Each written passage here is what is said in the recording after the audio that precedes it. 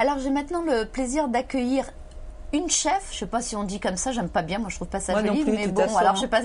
Donc je vous laisse vous présenter, dans ce cas, alors, ce sera plus facile. Je dis toujours que je suis l'âme de la cuisine, parce que comme j'ai un parcours à contre-courant, je ne suis pas chef, je n'ai pas fait d'école hôtelière, je n'ai pas fait d'apprentissage, je suis venue en cuisine par suite de problèmes de santé de mes parents, de décès, et je suis arrivée à reculons.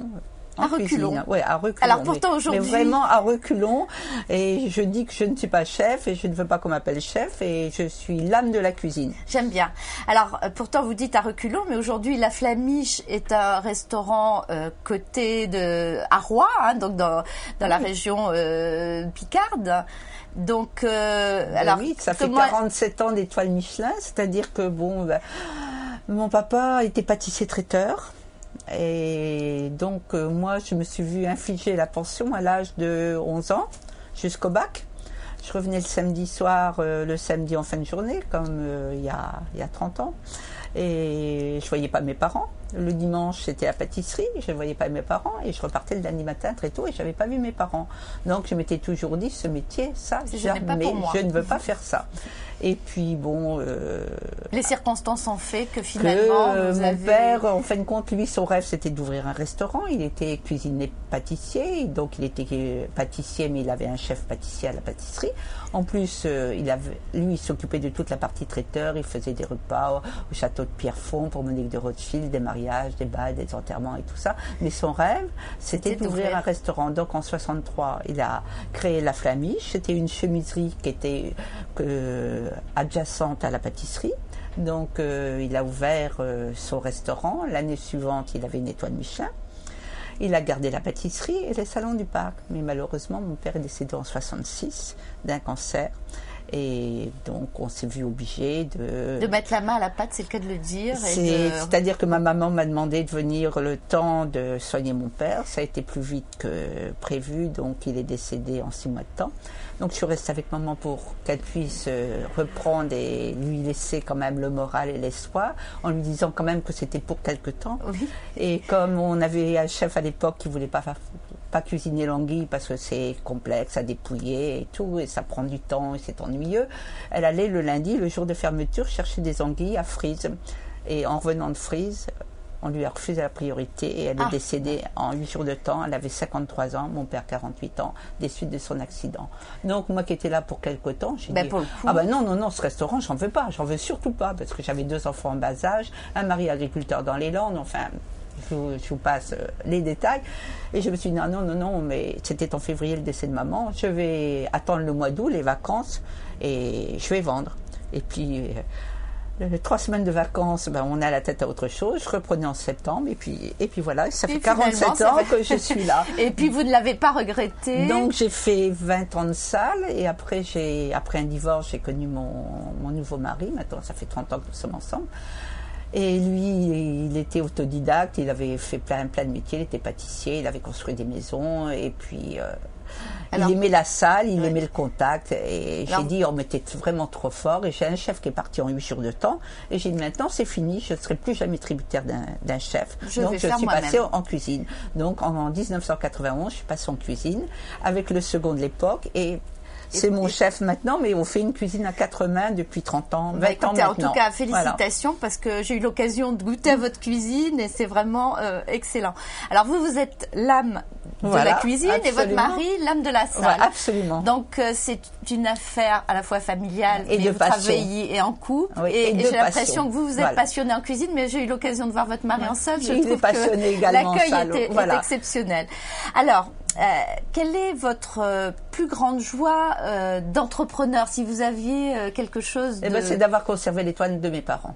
Parce que quand mon père a eu son étoile Michelin, il a dit c'est le plus beau jour de ma vie. Et donc de l'avoir conservé 47 ans, c'est les plus beaux jours de ma vie. Alors les mauvais souvenirs, on ne va pas en parler puisque vous les avez cités. Voilà, je crois que là c'est pas la peine d'insister. Voilà.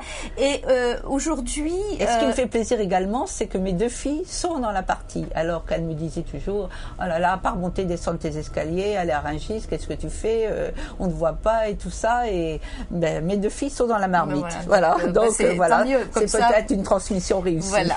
Alors, est-ce que en dehors de la Flamiche, vous avez vous impliqué dans les milieux institutionnels? Je vais vous dire non, parce temps. que la semaine du goût, parce qu'on va dans les écoles, on reçoit des classes.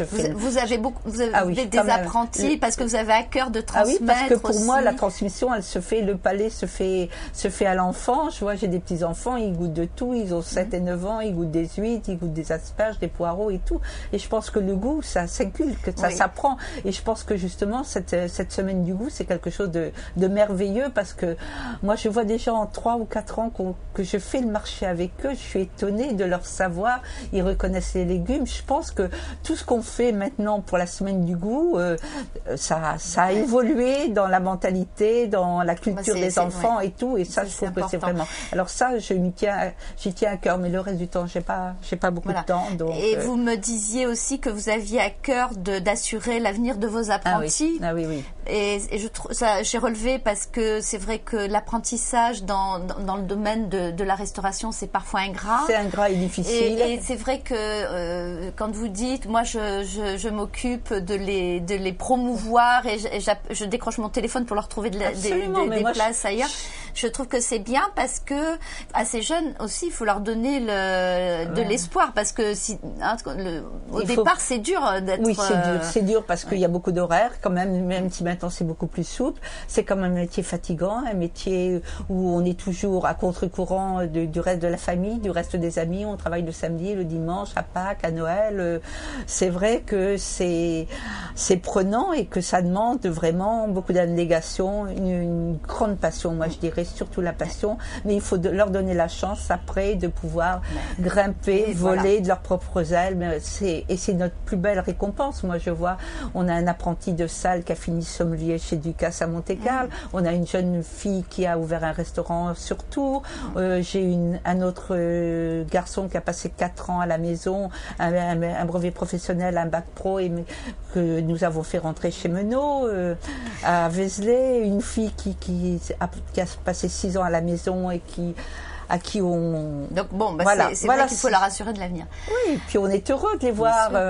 En fin de compte, on est heureux quand les ouvriers transcendent les maîtres. Hein. Moi, j'adore me voir dépasser. Je pense que c'est qu'on leur a inculqué tout ce qu'il y avait de bon. Voilà, que vous avez été un bon maître. Voilà. Alors, donc, ce que je voulais vous demander également, c'est que il y a peu d'âmes de la cuisine. Alors, je dis pas chef-feu, d'âmes de la cuisine dans ce pays. Enfin, il y en a quelques-unes. Oui, il y en a. Est-ce que vous avez l'impression, c'est une question que je pose, puisque c'est femmes et entrepreneurs, est-ce que vous avez eu l'impression d'avoir, quand vous êtes présenté dans certains milieux, est-ce que le fait d'être une femme, ça a été, vous avez senti une méfiance ou Moi, personnellement, pas trop. Bon. Je pense que de toute façon, il faut savoir ce que l'on veut. Il faut cuisiner selon ses tripes, selon son cœur, puisque moi, j'ai pas de parcours. Je suis vraiment un électron libre. Mais que quand on fait quelque chose avec passion, en fin de compte, qu'on a les gènes, parce que je pense que mes parents m'ont déposé des petites graines qui ont germé comme ça au fil du temps.